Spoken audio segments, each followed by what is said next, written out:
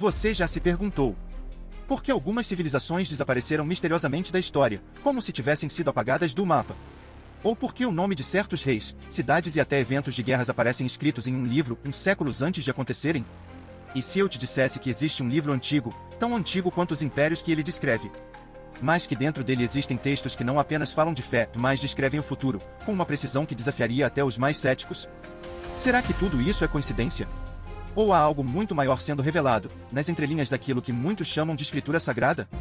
A maioria das pessoas olha para a Bíblia e enxerga apenas um livro religioso. Um manual de moral, fé e mandamentos. Mas, e se eu te dissesse que isso é apenas a superfície? E se este livro milenar não fosse apenas um guia espiritual, mas também um registro codificado de eventos futuros, com profecias tão claras e específicas, que até quem não acredita acaba se perguntando: como isso foi possível? Imagine, por um instante, um livro antigo, escrito há milhares de anos, em uma época onde não havia impressoras, nem computadores, nem internet. Um tempo onde as palavras eram passadas com tinta sobre pergaminhos, escritos à mão, letra, por homens que, muitas vezes, arriscavam suas vidas apenas para preservar o que estava sendo registrado. Esse livro é a Bíblia. Mas a Bíblia não é apenas um livro. Ela mesma afirma algo impressionante sobre sua própria existência. Segundo os profetas que a escreveram, a Bíblia jamais seria destruída. Ela seria preservada para sempre. E mais, seria lida em todos os cantos do planeta. Você já ouviu uma frase do profeta Isaías? Ele disse: seca-se a erva, murcha-se a flor, mas a palavra do nosso Deus permanece para sempre. Essa frase foi escrita por volta do século VIII a.C. Naquele tempo, o povo judeu, os primeiros guardiões da Bíblia, era pequeno, pobre e constantemente perseguido por impérios poderosos. Os babilônios queriam destruí-los. Os assírios tentaram apagá-los da história. Depois vieram os gregos, os romanos e tantos outros. Ainda assim, esse povo sobreviveu, e a Bíblia também. Pense, quantos livros você conhece que têm mais de 2000 anos? Provavelmente, nenhum. E se existem, são raros, desconhecidos da maioria das pessoas e guardados em museus com extremo cuidado. Mas a Bíblia está em casas, em hospitais, em presídios, em escolas, em igrejas e até em celulares. Ela está em todos os lugares. Como isso foi possível? Segundo o que ela mesma diz, isso foi profetizado. A Bíblia anunciou, milhares de anos atrás, que ela seria preservada e levada a todas as nações. Em outro trecho, o texto diz: a terra será cheia do conhecimento do Senhor, como as águas cobrem o mar. Você já parou para pensar em como as águas cobrem o mar? Elas preenchem tudo. Não sobra espaço vazio. É assim que a Bíblia disse que o conhecimento de Deus seria espalhado por todos os cantos da terra. Durante a Idade Média, por exemplo, havia momentos em que só existiam pouquíssimos exemplares da Bíblia em todo um país. Em alguns períodos sombrios, ela chegou a ser proibida. Traduzir a Bíblia para outras línguas era considerado crime, e quem ousava fazer isso era perseguido e, muitas vezes, morto. Homens como William Tyndale e John Hus morreram queimados por tentarem fazer com que o povo comum pudesse ler as Escrituras. Ainda assim, a Bíblia sobreviveu. Ela passou por guerras, impérios, perseguições e censura. Foi escondida em cavernas, enterrada no chão, e até costurada dentro de roupas para ser levada em segredo de uma nação a outra. E hoje, em pleno século XXI, é o livro mais traduzido da história, disponível em mais de 3.500 idiomas. Pense nisso, há mais de 7.000 idiomas falados no mundo. E metade deles já tem a Bíblia, ou pelo menos parte dela, traduzida. Ela também é o livro mais vendido de todos os tempos. Estima-se que mais de 5 bilhões de cópias já foram distribuídas. Nenhum outro livro chega perto. Nenhum. Mas será que isso é só coincidência? Será que um texto tão antigo, com tantas limitações tecnológicas, sobreviveria por tanto tempo, sendo lido, estudado e amado por bilhões, sem que houvesse uma força maior por trás disso? A Bíblia, desde suas primeiras páginas, parece saber o que ela se tornaria. Ela não se apresenta como um livro qualquer. Ela fala com autoridade, como se dissesse: mesmo que tudo ao redor mude, eu permanecerei. E foi exatamente isso que aconteceu. Durante a Segunda Guerra Mundial, por exemplo, soldados levavam pequenos exemplares da Bíblia no bolso. Em algumas histórias, ela chegou até a salvar vidas, não apenas espiritualmente, mas fisicamente, porque as balas ficavam presas entre suas páginas. Em outros casos, pessoas analfabetas aprenderam a ler só para poder entender o que estava escrito nela. Em prisões e hospitais, muitas pessoas dizem que encontraram esperança, consolo e até sentido para continuar vivendo por meio de suas palavras. E a pergunta que fica é: como esse livro chegou tão longe? A Bíblia profetizou isso. E o que parecia impossível se cumpriu. Ela foi preservada. Foi multiplicada. Foi traduzida. Foi ensinada. Foi levada a lugares onde nenhum outro livro conseguiu entrar. Em regiões remotas da África, em aldeias no interior da Ásia, nas montanhas da América do Sul. Ali está a Bíblia. Em voz, em braille, em aplicativos de celular, em gravações de áudio para quem não pode ver. Ela atravessou fronteiras. Venceu o tempo. E continua sendo, até hoje, a principal fonte de fé para bilhões de pessoas. Quando Isaías escreveu que a palavra de Deus permanece para sempre, ele não estava apenas sendo poético. Ele estava falando de um fato. Um fato que você, eu, e qualquer um de nós pode comprovar hoje. Então, das duas uma, ou tudo isso é uma impressionante coincidência histórica. Ou estamos diante de uma profecia que se cumpriu de forma clara, visível e incontestável. E esse é só o começo. Entre todas as profecias da Bíblia, há uma que é especialmente marcante porque foi cumprida muito recentemente, e diante dos olhos de milhões de pessoas ainda vivas. É uma profecia feita por ninguém menos que Jesus Cristo e registrada nos Evangelhos. Ele falou com clareza sobre o destino de uma cidade muito importante, Jerusalém. Em Lucas 21h24, Jesus disse: Jerusalém será pisada pelos gentios até que os tempos dos gentios se completem. Mas o que isso significa? Para entender, primeiro precisamos saber o que aconteceu com Jerusalém ao longo da história. A cidade de Jerusalém é um lugar sagrado para os judeus, cristãos e muçulmanos. É uma das cidades mais antigas do mundo ainda em existência, cheia de história, guerras, promessas e lágrimas. No ano 70 d.C., cerca de 40 anos após a crucificação de Jesus, o Império Romano destruiu Jerusalém. O templo foi derrubado, milhares de judeus foram mortos e outros tantos foram espalhados pelo mundo. Esse evento marcou o início do que é chamado de diáspora, o tempo em que o povo judeu viveu disperso em diversas nações, sem uma pátria própria. Por quase 2000 anos, os judeus não governaram sua própria capital. Jerusalém passou a ser dominada por diferentes povos e impérios, romanos, bizantinos, muçulmanos, cruzados, otomanos e britânicos.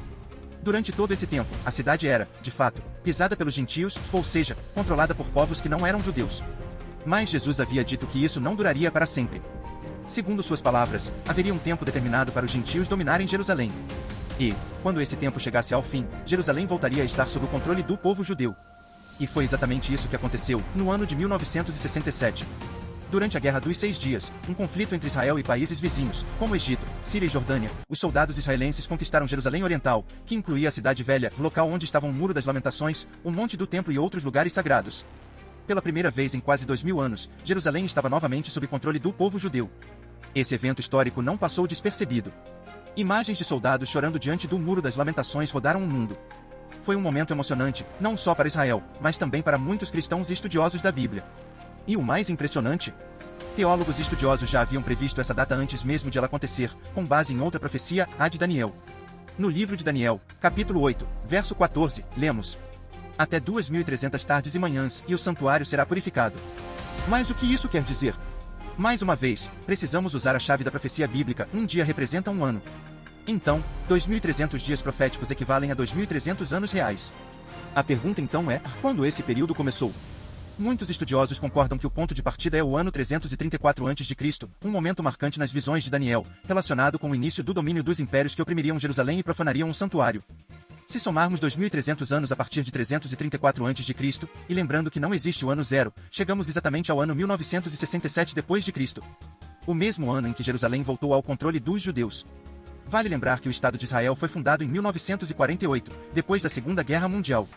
Isso já foi um evento histórico e profético, pois após quase 2000 anos, os judeus voltaram a ter uma nação. No entanto, mesmo depois da fundação do Estado, Jerusalém ainda estava dividida. A parte oriental da cidade, onde estão os lugares mais sagrados, estava sob o controle da Jordânia. Somente em 1967, com a vitória na Guerra dos 6 Dias, Israel assumiu o controle total da cidade. Isso foi o cumprimento direto da profecia de Jesus, os tempos dos gentios chegaram ao fim, e Jerusalém não estava mais sendo pisada por estrangeiros. Agora, o mais impressionante de tudo, essa profecia foi anunciada quase 2000 anos antes. E não foi cumprida em segredo, em algum canto esquecido do planeta. Foi transmitida pela televisão, noticiada por jornais do mundo inteiro, testemunhada por milhões. Imagine viver em uma época onde você vê uma profecia milenar se cumprindo diante dos seus olhos. Muitos que estavam vivos em 1967 viram isso acontecer. Viram as palavras de Jesus saírem do papel e se tornarem realidade. Teólogos como Alba Ofer, que escreveu seu livro Systematic Theology em 1960, 7 anos antes do evento, já afirmavam, com base em Daniel, que 1967 seria o ano em que Jerusalém voltaria ao domínio de Israel. E ele não foi o único. Outros estudiosos bíblicos, lendo atentamente os cálculos proféticos, também apontaram para o mesmo ano. Ou seja, não foi uma interpretação feita depois que tudo aconteceu. As previsões estavam registradas antes, em livros que podem ser consultados até hoje. Isso torna essa profecia ainda mais poderosa. Ela não depende de fé para ser constatada. Ela foi documentada, prevista e cumprida. E o que isso significa para nós hoje? Significa que as palavras de Jesus não foram apenas histórias bonitas. Foram declarações com peso, com direção e com cumprimento exato. Significa que há um plano em andamento. Que Deus não perdeu o controle da história. E que, se essa profecia se cumpriu tão precisamente, outras também podem se cumprir em breve. Muitas pessoas veem o cumprimento dessa profecia como um sinal de que estamos vivendo tempos importantes, talvez até o fim dos tempos, conforme descrito em outros trechos da Bíblia. Outros preferem apenas olhar para esses fatos como um lembrete de que o que foi escrito há milênios ainda tem relevância e poder nos dias de hoje. De uma forma ou de outra, não há como negar o que Jesus disse aconteceu. Jerusalém, que foi destruída, profanada e dividida por séculos, voltou às mãos do povo ao qual ela sempre pertenceu. Não por acaso. Não por sorte. Mas porque havia uma promessa. Uma palavra. E essa palavra se cumpriu. Você pode estar se perguntando, o que mais a Bíblia diz que ainda vai acontecer? Que outras promessas estão esperando a hora certa para se revelar diante dos nossos olhos? Essa é uma pergunta que vale a pena explorar. Porque, se há algo que aprendemos com Jerusalém em 1967, é que quando Deus fala, Ele cumpre. E talvez, mais profecias estejam prestes a se cumprir em nosso tempo, em nossa geração. Por isso, esteja atento. O tempo da profecia não acabou. Ele continua. Agora, vamos para uma das profecias mais ousadas e impressionantes já feitas nas Escrituras, a queda total de um dos maiores impérios que o mundo já conheceu. 2 livros muito antigos do Antigo Testamento, escritos centenas de anos antes de o fato ocorrer, predisseram com clareza a destruição completa de Babilônia. Sim, aquela mesma Babilônia mencionada em histórias antigas, retratada em filmes épicos e estudada em livros de história. A cidade que foi símbolo de poder, de riqueza e de soberba. O coração de um império temido e respeitado. No livro do profeta Isaías, encontramos as palavras: E Babilônia, a formosura dos reinos, o ornamento da grandeza dos caldeus, será como Sodoma e Gomorra, quando Deus as destruiu. Nunca mais será habitada, nem se morará nela de geração em geração. Essas palavras foram escritas entre os anos 740 e 700 a.C. Detalhe importante, na época, Babilônia ainda não era o grande império que viria a ser. O poder dominante do momento era a Síria. Isaías, portanto, não apenas previu a ascensão de Babilônia como potência, mas também a sua destruição total, muito antes de isso parecer possível. Alguns séculos depois, outro profeta reforça essa previsão, Jeremias. Escrevendo entre 627 e 586 a.C., Jeremias faz eco às palavras de Isaías, anunciando que a cidade que parecia invencível cairia, mesmo quando Babilônia estava em seu auge. E o que aconteceu? Exatamente o que foi dito. Em 539 a.C., o poderoso Império Babilônico caiu diante de Ciro, o Grande, rei da Pérsia. Babilônia foi conquistada. Seus portões, outrora impenetráveis, foram abertos. A cidade foi tomada sem grande resistência. Ciro tornou-se um dos líderes mais influentes de sua época, e cumpriu, mesmo sem saber, o que havia sido escrito sobre ele sobre aquela cidade muitos anos antes. Mas não para por aí. Anos mais tarde, Alexandre, o Grande, o maior conquistador do mundo antigo, tentou restaurar Babilônia. Seu objetivo era devolvê-la à sua glória. Mas antes que pudesse realizar seus planos, morreu. E com sua morte, o projeto foi abandonado. Nos séculos seguintes, Babilônia foi perdendo força, importância e população. Acabou sendo completamente abandonada. E hoje, o que resta dela são ruínas. Ruínas esquecidas nas areias do atual Iraque. Um sítio arqueológico onde o silêncio reina. Um lugar que já foi símbolo de poder e luxo, mas agora guarda apenas ecos do passado. Nem mesmo o ditador Saddam Hussein conseguiu mudar esse destino. Ele tentou reconstruir Babilônia nos anos 1980 e 1990. Mandou levantar muros, erguer palácios e ressuscitar a grandiosidade da antiga cidade. Mas o projeto foi interrompido. As guerras, as invasões e os conflitos políticos impediram qualquer restauração. As palavras dos profetas, mais uma vez, permaneceram intactas, nunca mais será habitada. E assim foi. Por isso, quando alguém lê essas profecias hoje, é impossível não se impressionar. Não estamos falando de textos simbólicos ou de previsões genéricas. Estamos falando de detalhes específicos. De nomes. De datas. De ações claras e acontecimentos reais. Como explicar isso? Coincidência? Intuição? Sorte? Ou será que estamos mesmo diante de algo que vai além da lógica humana? Essa é a pergunta que cada um precisa fazer a si mesmo. Mas uma coisa é certa, a queda de Babilônia é um exemplo clássico de como a Bíblia não apenas fala do passado, ela antecipa o futuro. E o mais fascinante, ela acerta. A Bíblia é um livro repleto de mistérios, promessas e revelações. Mas entre todas as suas profecias, há uma que se destaca pela ousadia e precisão, a profecia que marca a data da vinda do Messias. Sim, estamos falando de uma profecia que não apenas anunciou a chegada de um libertador, mas também determinou exatamente quando isso aconteceria. Essa profecia se encontra no livro do profeta Daniel, escrito cerca de 500 anos antes do nascimento de Jesus de Nazaré. Daniel era um homem fiel a Deus, que viveu durante o cativeiro babilônico, quando o povo judeu havia sido levado à força para uma terra estrangeira. Ele era um dos poucos que ainda mantinham a fé viva, mesmo cercado por um império pagão. Durante uma de suas orações, Daniel recebeu uma mensagem do céu. Um anjo lhe apareceu e revelou algo extraordinário. Desde a saída da ordem para restaurar e edificar Jerusalém até o Messias Príncipe, haverá 7 semanas e 62 semanas. Daniel 9 horas e 25. Ao todo, isso totaliza 69 semanas proféticas. Mas o que são essas semanas? Na linguagem profética da Bíblia, uma semana representa 7 anos. Portanto, 69 semanas equivalem a 483 anos. Agora, vamos à matemática divina. Daniel disse que esses 483 anos começariam a contar a partir da emissão de um decreto, uma ordem oficial para a reconstrução de Jerusalém. Essa ordem foi dada por Artaxerxes, rei da Pérsia, ao escriba Neemias, no ano 457 a.C. Essa data é registrada tanto na Bíblia quanto em fontes históricas fora dela. A profecia então nos desafia a conte 483 anos a partir de 457 a.C. O resultado? Ano 27 depois de Cristo. E o que aconteceu nesse ano? Foi exatamente em 27 depois de Cristo que Jesus de Nazaré foi batizado por João Batista no Rio Jordão. Ali, segundo os evangelhos, o Espírito Santo desceu sobre ele em forma de pomba, e uma voz do céu declarou: "Este é o meu filho amado, em quem me comprazo." A partir desse momento, Jesus iniciou seu ministério público. Pregou nas sinagogas, curou os doentes, multiplicou pães, acalmou tempestades e anunciou que o reino de Deus estava próximo. Foi também a partir dali que muitos começaram a vê-lo como o esperado Messias. Mas o que torna essa profecia tão extraordinária? Primeiro, porque ela não é simbólica ou vaga. Ela aponta para uma data específica, com base em um decreto registrado oficialmente na história da Pérsia. Segundo, porque ela antecipou com precisão o início do ministério daquele que viria a se tornar o personagem mais influente da história humana. Jesus de Nazaré não apenas marcou uma era, ele se tornou o centro dela. Tanto que nosso calendário atual é dividido entre antes de Cristo e depois de Cristo. Terceiro, porque o contexto da profecia é profundamente espiritual. Daniel estava orando pela restauração do seu povo e da cidade de Jerusalém, quando o anjo apareceu para lhe dizer que algo muito maior aconteceria. A cidade seria reconstruída, sim, mas além disso, viria um ungido, o príncipe, o Salvador. É importante lembrar que, embora muitos judeus da época esperassem um Messias guerreiro, que libertara Israel do domínio romano, Jesus veio com uma missão diferente. Ele ofereceu liberdade espiritual, perdão de pecados e reconciliação com Deus. Por isso, muitos não o reconheceram.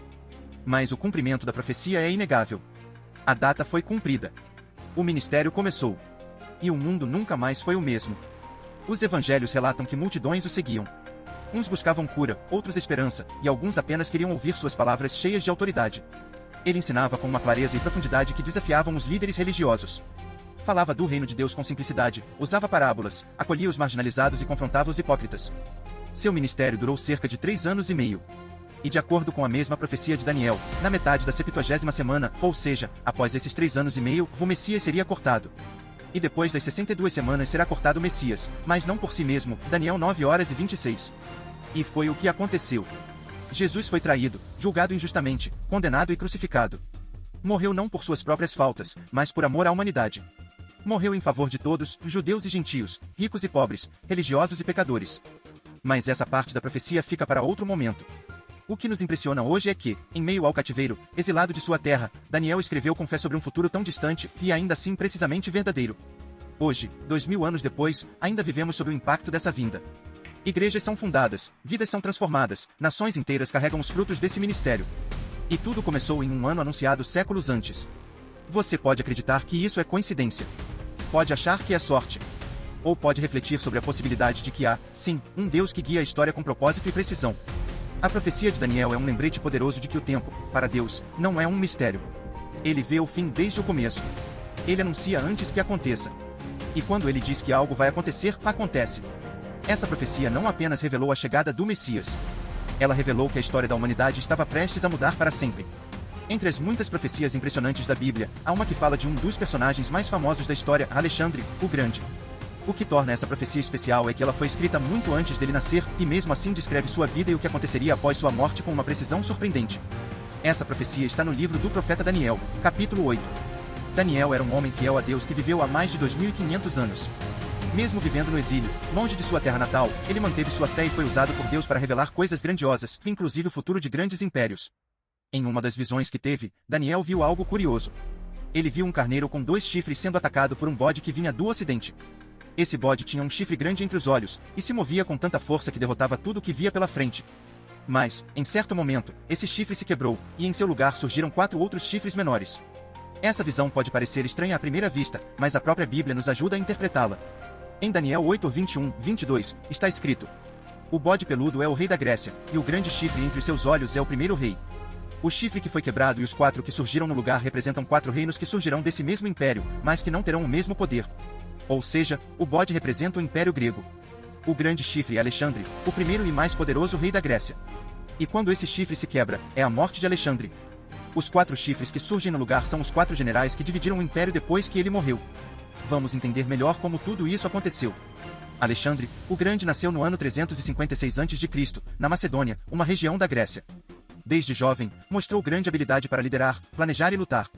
Aos 20 anos, tornou-se rei, e logo começou uma série de campanhas militares que mudariam o mundo. Em menos de 10 anos, Alexandre conquistou praticamente todo o mundo conhecido da época. Derrotou o poderoso Império Persa, expandiu seus domínios até a Índia, e foi aclamado como herói por onde passava. Sua fama cresceu tanto que muitos o consideravam invencível. Mas algo inesperado aconteceu. No auge de seu poder, com apenas 33 anos de idade, Alexandre morreu de forma repentina. Alguns acreditam que foi por doença, outros por envenenamento. O fato é que sua morte deixou o império sem um herdeiro claro. E então, o que Daniel havia visto séculos antes se cumpriu: o império de Alexandre foi dividido em 4 partes, governadas por 4 dos seus generais. Cassandro ficou com a Macedônia e a Grécia. Lisimaco tomou a Trácia e partes da Ásia Menor. Seleuco assumiu a Síria, Babilônia e o Oriente. Ptolomeu governou o Egito e partes do Sul. Esses 4 líderes deram origem a 4 reinos diferentes, exatamente como Daniel havia profetizado. E nenhum deles teve o mesmo poder ou glória que Alexandre teve. Agora, há um detalhe histórico ainda mais incrível sobre essa profecia. O famoso historiador judeu Flávio Joséfo, que viveu no século I, registrou uma história fascinante sobre Alexandre e os judeus. Segundo Joséfo, quando Alexandre estava em sua campanha militar rumo ao sul, ele se aproximou de Jerusalém. Os judeus, com medo do que poderia acontecer, ficaram apreensivos. Muitos pensavam que ele destruiria a cidade ou puniria o povo por não se submeterem a ele antes. Mas algo totalmente inesperado aconteceu. O sumo sacerdote de Jerusalém, vestido com suas roupas cerimoniais, saiu da cidade com um grupo de sacerdotes para encontrar Alexandre. Eles não foram com armas. Não foram com ameaças. Foram com a profecia de Daniel em mãos. Mostraram a Alexandre que ele havia sido mencionado nas escrituras judaicas muitos séculos antes de nascer. Mostraram que Daniel havia profetizado a vinda de um rei grego, forte como um bode que derrotaria impérios poderosos, o rei com um grande chifre. Ao ver aquilo, Alexandre ficou profundamente impressionado. Segundo Joséfo, ele acreditou que Deus havia realmente preparado o caminho para suas conquistas. Em vez de atacar Jerusalém, ele entrou na cidade em paz, ofereceu sacrifícios no templo e até concedeu privilégios ao povo judeu. Essa atitude surpreendeu a todos, pois era comum que conquistadores impusessem suas leis e destruíssem culturas locais. Mas Alexandre, tocado pela profecia, respeitou o povo judeu e sua fé. Essa história mostra como a profecia de Daniel teve um impacto direto não só no cumprimento histórico, mas também nas decisões reais tomadas por líderes da época.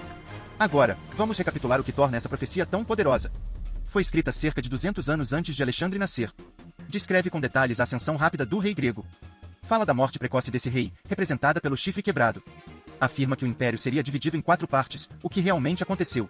Foi reconhecida por Alexandre, que teve contato direto com o texto segundo registros históricos. Não se trata de uma profecia genérica, que poderia se encaixar em qualquer situação. É específica, ousada e clara. Fala de reinos, de sucessões, de eventos reais. E o mais bonito de tudo, mesmo diante do poder e da fama, Alexandre reconheceu algo maior do que ele, reconheceu a mão de Deus na história. Para quem estuda as Escrituras, essa profecia é uma das muitas provas de que a Bíblia não é apenas um livro religioso. Ela contém sabedoria, conselhos, esperança e também revela fatos sobre o futuro com precisão que desafia a lógica humana. E se ela acertou com tamanha exatidão o que aconteceria com Alexandre, o Grande, séculos antes, o que mais ela nos reserva? Assim como Daniel, somos convidados a confiar que Deus não está alheio ao que acontece no mundo. Ele vê tudo. Ele sabe tudo. E, quando ele decide revelar algo, é para cumprir. Essa profecia nos mostra que a história não está solta. Ela segue um plano. Um propósito. E cada detalhe importa. Alexandre pode ter sido o grande diante dos homens. Mas diante de Deus, ele foi parte de um plano muito maior, um plano já revelado com antecedência. Um plano que continua se cumprindo, até os dias de hoje. E talvez, como Alexandre, nós também possamos olhar para as palavras de Deus com reverência e deixar que elas nos guiem em paz. Jesus de Nazaré é conhecido por muitos como Filho de Deus, o Salvador, o Mestre dos Mestres. Mas há algo que algumas pessoas esquecem ou nem mesmo sabem: Jesus também foi um profeta. Ele fez várias previsões durante sua vida, e uma delas foi tão exata e tão impactante que até hoje é estudada por historiadores, teólogos e arqueólogos. Estamos falando da profecia sobre a destruição de Jerusalém. Jesus viveu em uma época de tensão. O povo judeu vivia sob o domínio do Império Romano, e muitos esperavam a vinda de um libertador que os livrasse do jugo estrangeiro. Mas Jesus não veio com espadas nem exércitos. Ele veio com palavras, amor e promessas de um reino eterno. Mesmo assim, ele não deixou de falar sobre eventos futuros. E, entre esses eventos, ele fez um aviso muito claro sobre o que aconteceria com Jerusalém. Em Lucas 21:20-21, Jesus disse: "Quando virem Jerusalém cercada de exércitos, saibam que a sua destruição está próxima. Então, os que estiverem na Judeia, fujam para os montes." Jesus estava alertando seus seguidores. Ele sabia que tempos difíceis viriam. E deixou instruções específicas: quando vissem os exércitos romanos cercando a cidade, não deveriam ficar. Não deveriam procurar abrigo dentro da cidade, como era costume em tempos de guerra. Deveriam fugir. Ir para as montanhas. Escapar. Esse aviso pode ter parecido estranho na época. Afinal, Jerusalém era uma cidade fortificada. quando um inimigo se aproximava, o mais seguro era correr para dentro dos muros da cidade. Mas Jesus disse o contrário. E quem ouviu suas palavras e acreditou, foi salvo. Décadas depois da morte e ressurreição de Jesus, algo realmente aconteceu. No ano 66 d.C., os judeus começaram uma grande rebelião contra o domínio romano. Foi o começo da chamada Grande Revolta Judaica. Os romanos reagiram com força. Tropas foram enviadas, e Jerusalém foi cercada. Mas então, algo inesperado aconteceu. Os exércitos romanos, liderados por Sestio Galo, recuaram. Por algum motivo estratégico, talvez erro de cálculo ou problemas internos, eles se afastaram temporariamente. E foi exatamente nesse momento que os seguidores de Jesus lembraram do que ele havia dito. Eles viram o cerco. Viram o recuo. E entenderam que era hora de fugir. Muitos cristãos judeus deixaram Jerusalém. Alguns atravessaram o Rio Jordão e foram para uma cidade chamada Pela, localizada na região conhecida como Decápolis. Então, em 70 d.C., o general romano Tito, filho do imperador Vespasiano, voltou com força total. Cercou Jerusalém novamente, desta vez de forma definitiva. A cidade sofreu meses de cerco. Houve fome, doenças e conflitos internos. Foi um tempo de dor profunda. Finalmente, os romanos invadiram a cidade e a destruíram completamente. O templo, centro da vida religiosa judaica, foi derrubado pedra por pedra, exatamente como Jesus havia profetizado. Em Mateus 24:2, Jesus havia dito: "Não ficará aqui pedra sobre pedra que não seja derrubada." E assim foi. Os soldados romanos incendiaram o templo, e na tentativa de recuperar o ouro derretido entre as pedras, derrubaram uma a uma. O historiador Flávio Joséfo, que viveu na época, relata que mais de 1 milhão de pessoas morreram durante o cerco. Foi uma das maiores tragédias da história do povo judeu. E aqueles que lembraram do aviso de Jesus e obedeceram, escaparam da destruição. Outro historiador importante, chamado Eusébio de Cesareia, escreveu no século IV que os cristãos de Jerusalém se lembraram da profecia e, quando perceberam que o perigo se aproximava, fugiram para Pela. Essa decisão salvou suas vidas. Mas a história não termina aí. Anos mais tarde, em cavernas próximas ao Mar Morto, arqueólogos encontraram uma coleção de escritos antigos. Eles ficaram conhecidos como os manuscritos do Mar Morto, um dos achados arqueológicos mais importantes do século XX. Entre esses manuscritos, havia textos religiosos, cópias de livros do Antigo Testamento, regras de comunidades e outros escritos. Os estudiosos identificaram que parte desses textos pertencia a um grupo de judeus seguidores de Jesus, conhecidos como Ebionitas. Eles acreditavam em Jesus como Messias, mas ainda seguiam muitas tradições judaicas. Esses Ebionitas fugiram de Jerusalém, levaram seus escritos com eles e os esconderam em cavernas para protegê-los da destruição. Esses manuscritos ficaram escondidos por quase 2000 anos, até serem descobertos por acaso em 1947 por um pastor beduíno. Ou seja, não só a profecia de Jesus salvou vidas, como também preservou textos sagrados que hoje ajudam estudiosos a entender melhor a fé e a história daquele tempo. Essa profecia mostra algo muito especial sobre Jesus. Ele não apenas ensinou com sabedoria. Ele também cuidava das pessoas. Ele não queria que seus seguidores fossem pegos de surpresa. Ele deu avisos claros, objetivos. E quem ouviu, viveu. Para nós, essa história traz várias lições. Primeiro, a importância de ouvir e lembrar das palavras de Jesus. Segundo, que as profecias bíblicas não são apenas histórias simbólicas. Elas se cumprem, com datas, lugares e acontecimentos reais. Terceiro, que Deus sempre dá um caminho de escape. Mesmo nos tempos mais difíceis, Ele cuida de quem confia em Ele. Hoje, quando olhamos para a história da destruição de Jerusalém, não vemos apenas um evento trágico. Vemos também um milagre de proteção para aqueles que creram. Vemos o cumprimento exato das palavras de um homem que viveu com simplicidade, mas falou com autoridade. Jesus de Nazaré não foi apenas um mestre. Ele foi um profeta. E sua palavra, como ele mesmo disse, não passará. Essa profecia nos convida a confiar, a prestar atenção e a lembrar que, mesmo em tempos de crise, Deus continua falando e cuidando. No capítulo 26 do livro de Ezequiel, escrito por volta de 590 a.C., Deus declara através do profeta que a cidade portuária de Tiro, um dos maiores centros comerciais do mundo antigo, seria destruída por muitas nações e que até o pó das suas pedras seria lançado ao mar. Pois assim diz o Senhor Deus: eis que estou contra ti, ó Tiro, e farei subir contra ti muitas nações, que lançarão no meio do mar as tuas pedras, a tua madeira e o teu pó. Ezequiel 26:3-12. Cumprimento histórico. Décadas depois, Nabucodonosor da Babilônia sitiou Tiro por 13 anos e destruiu a cidade continental. Porém, a população fugiu para uma ilha próxima, onde reconstruíram Tiro. Séculos depois, Alexandre, o Grande, em 332 a.C., construiu um gigantesco aterro com as ruínas da cidade continental, lançando suas pedras e entulhos no mar para alcançar a ilha e conquistar Tiro, exatamente como Ezequiel havia descrito. Hoje, o local original da antiga Tiro é uma área de ruínas abandonadas à beira-mar. No livro do profeta Isaías, escrito cerca de 700 anos antes de Cristo, há uma pergunta curiosa que parece quase poética, mas que se tornaria realidade milênios depois. Ele escreveu: quem jamais viu coisa semelhante? Pode-se fazer nascer uma nação num só dia? Isaías 66:8.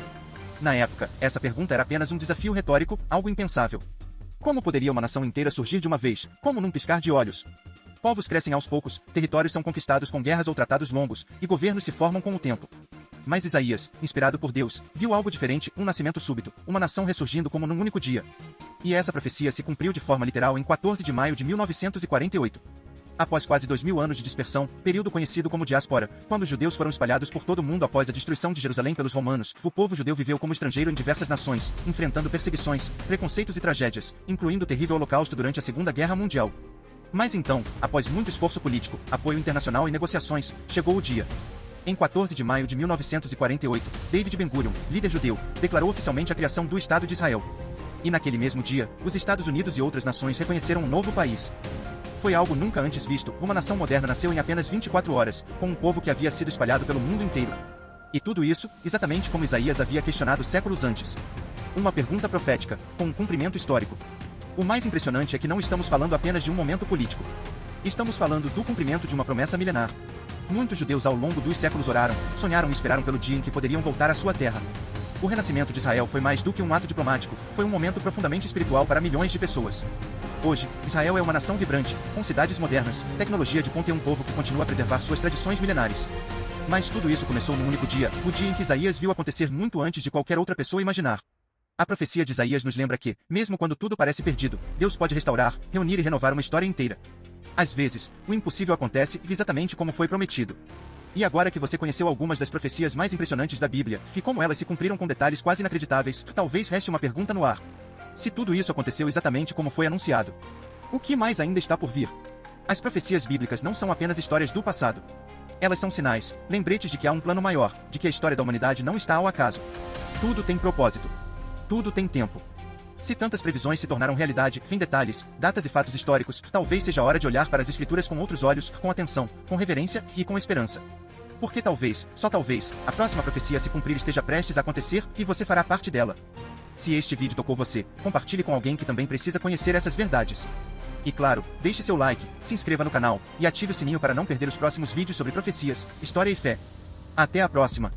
E que Deus abençoe você e sua casa.